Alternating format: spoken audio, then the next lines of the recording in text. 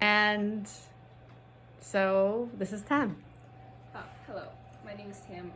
It's pronounced Tam in Vietnamese, and my parents are from Vietnam, which is a little bit below China, it's right here, borders with Laos and Thailand, and all that stuff, and Cambodia.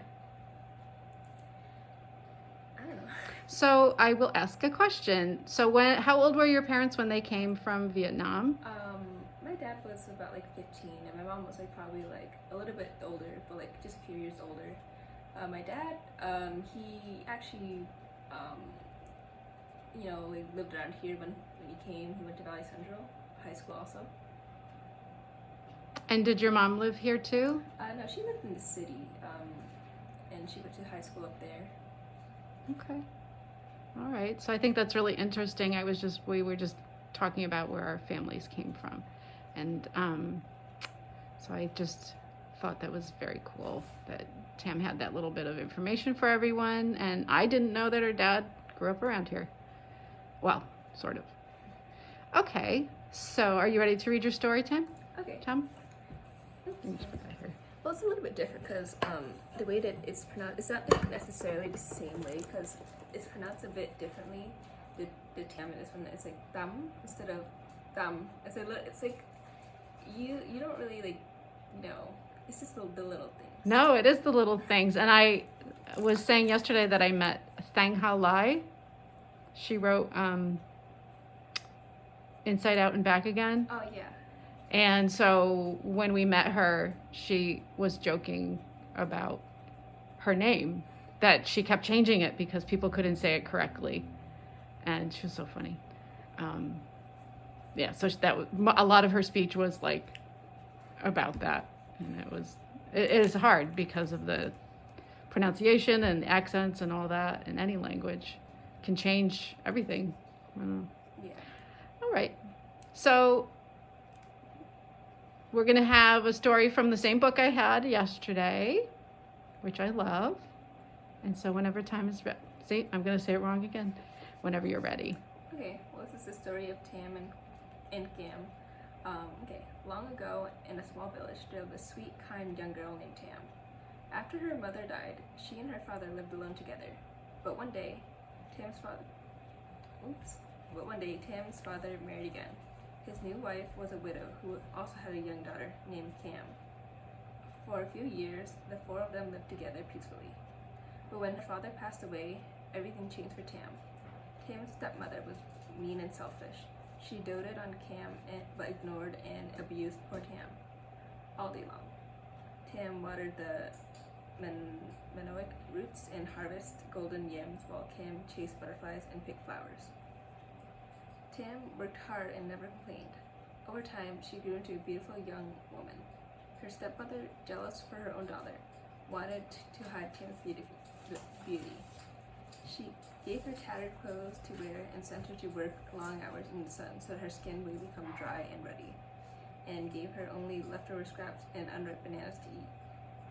One day, the stepmother sent the girls to the river to catch fish. "Come home with your basket full, or you will have no supper," she threatened. The girls went to the river, and as usual, Tam worked hard while Cam basked in the sun. Several hours later, Tam's basket was full of fish, and Cam's was empty. Cam was just as mean and spirited as her mother, and said to Tam, "Sister, your hair is so dirty. You should go wash it before we go home, or else mother would be angry." When Tam went to the water to wash her hair, Cam quickly dumped all of Tam's fish into her own basket and hurried home. When Tam returned and saw her empty basket, she wept because she knew she would be punished.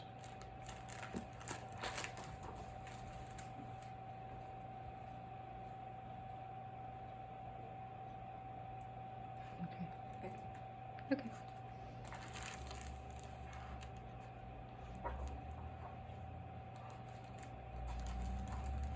Suddenly, a beautiful fairy appeared for her. "Don't cry, child, but look in your basket. See this little fish? Look after it, and only good things will come to you." Tam looked into her basket and saw a little orange fish. She named it Bong. She kept him in a little pond in the yard, secretly bringing him a few grains of rice each day. For weeks, Tam Tam would call out, "Bong, come out and eat." And little Bong would come up and eagerly eat his rice. Tam was happy to have a new friend. One day, Cam and her mother saw Tam happily feeding Bong. Since they never wanted to see Tam happy, they hatched a wicked plan. "Come on, mother. Help me catch this fish. I want to eat it," cried Cam. "Yes, my dear. We'll do it the moment Cam goes off to work in the field," replied her stepmother. As soon as Tam was away, Cam put on Tam's ragged clothes and rubbed dirt on her face and called to the fish, "Bong, come and eat." When Bong came to the surface, the stepmother and Cam caught him and cooked him. When Tam came home, she called out to her friend, "Bong, come and eat."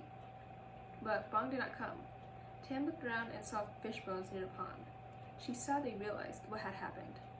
She carefully buried the bones and said farewell to Bong. A few days later, Tam found a beautiful pair of red velvet embroidered shoes where Bong's bones had been buried.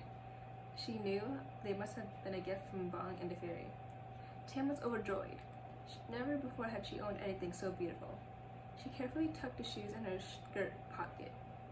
Whenever she was alone in the field, safe from the eyes of others, she would put them on and imagine a happier life.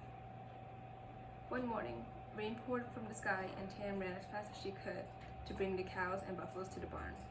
While running, she dropped her beautiful shoes into the muddy pond. She carefully washed them in the river and hung them on the buffalo's horns to dry. Suddenly, one shoe was snatched by a raven, who carried it away and dropped it in front of the king's palace.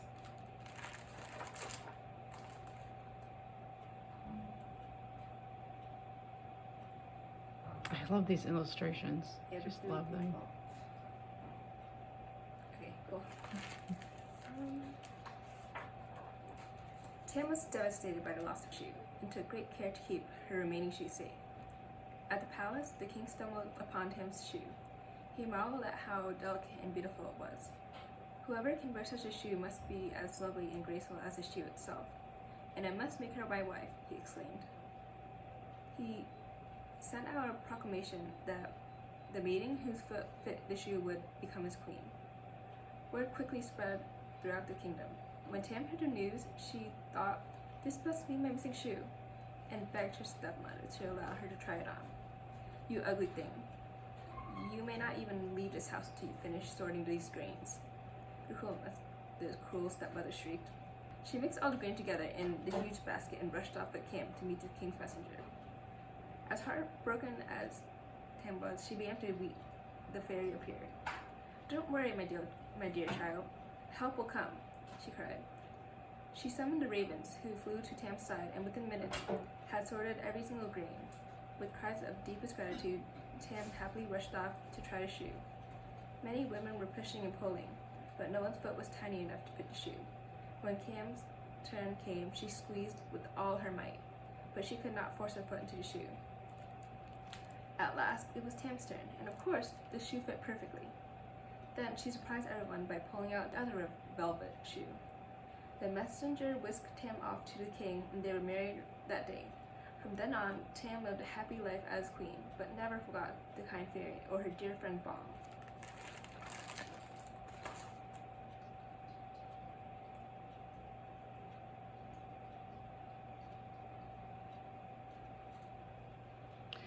So do you think children will figure out what story this is like that we know, a fairy tale that we know? I think they would, because when I was reading it to my little sister, she was like, "This is just like Cinderella." Maybe a little bit different, but she was like, "Oh my gosh." Yes. Well, thank you for coming in and reading. Thank you for having me. Sure. And one more question. Have you been to Vietnam? Yeah, a couple of times. Wow. Maybe the last time was probably 5 or 6 years ago. I was in 7th grade. All right. Well, thanks again. And maybe we'll have you come back, but she's off to college, so I'm not sure when. All right. Have a good day, everybody. Bye.